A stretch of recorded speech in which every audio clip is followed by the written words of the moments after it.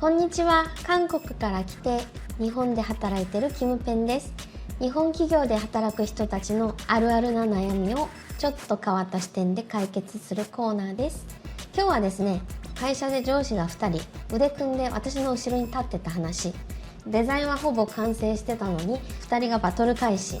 私のデザイン眼中にない。で、結局どうなったかっていうと、まだチャンネル登録していない方はぜひお願いします。鳥川さんまた来た。キムペンどうしたの？今日ね、デスクで作業してたの。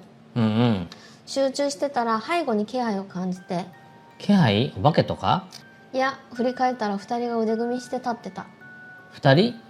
室長とリーダー2人とも腕組んでじーっと私のモニター見てる。おう、ダブルチェック体制じゃん。丁寧な職場だね。丁寧？この人本気で言ってる？そうじゃなくてプレッシャーがすごいの。これだから日本の会社むずすぎ。まあ何かあったか聞かせてよ。そもそもね、これ私の仕事じゃなかったの。じゃあ誰の？リーダーの仕事。でもうまくいかなくて私に振られてきた。なるほど、ヘルプってことだね。そうで、正直そこまで時間かからない案件だし、ささっと終わらせようと思って。さすが効率的だね。ほぼ完成してたの。あとは微調整だけ。お、じゃあもう終わりじゃん。でもね、気づいたら後ろに2人が立ってたわけ室長とリーダーね。で、室長が口を開いた。なんて？色数が少なくて地味だね、もっと色増やしたらって。お、アドバイスくれたんだ。優しいじゃん。優しい？鳥川さんまた始まった。室長ってね、いつもこうなの。ほぼ完成したデザインに必ず自分のアイディアを入れたがる。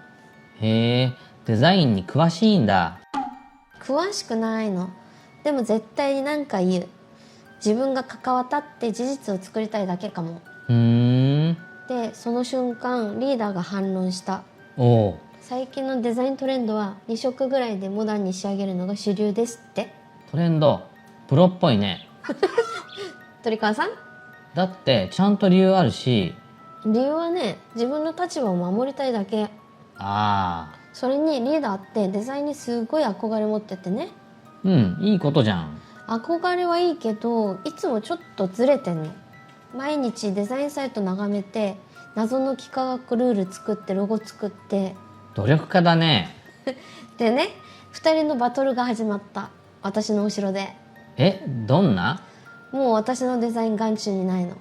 2人とも自分の意見を通すのに必死。それって熱い議論じゃない？デザインに真剣だからかな？いや、真剣なのはデザインじゃなくて自分たちの立場でした。結局ね、リーダーが言ったの。なんて？やはり私がやります。もともとは私の案件ですからって。おお、責任感。責任感？でもそれできなくて私に降ってきた案件なんですよ。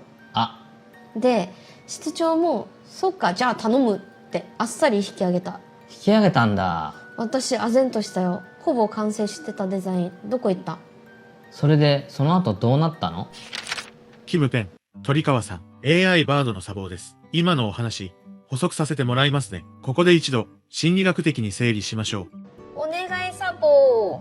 今回のエピソードは、職場のめんどくさい人から自分を守る心理学という本で説明できます。著者は精神科医の井上智介氏です。この本では、承認欲求が強い上司のパターンが解説されています。承認欲求？室長とリーダーは、それぞれ異なるタイプです。まず室長は、実績タトゥー型。他人の成果に自分の痕跡を残すことで、自己価値を確認します。心理学的には、代理的達成と呼ばれる行動です。だから色を増やせとか言うんだ。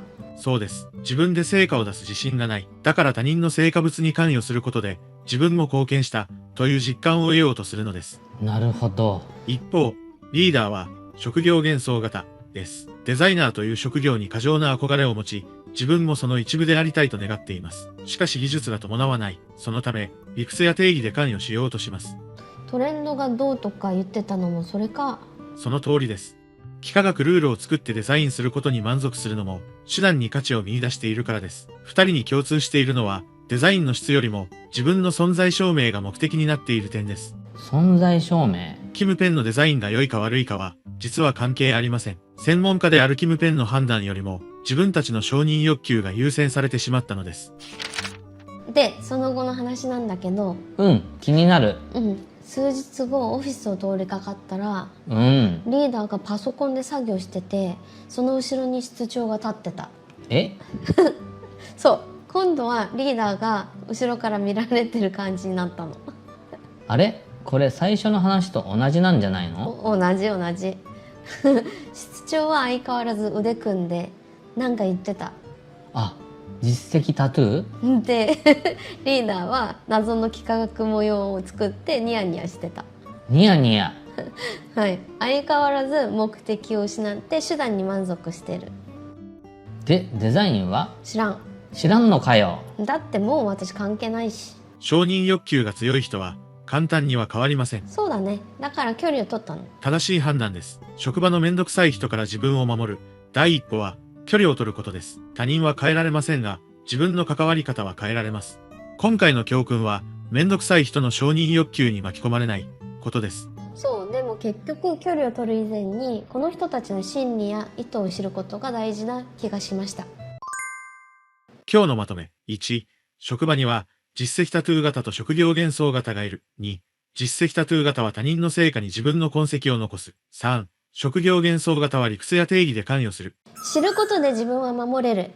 またねー。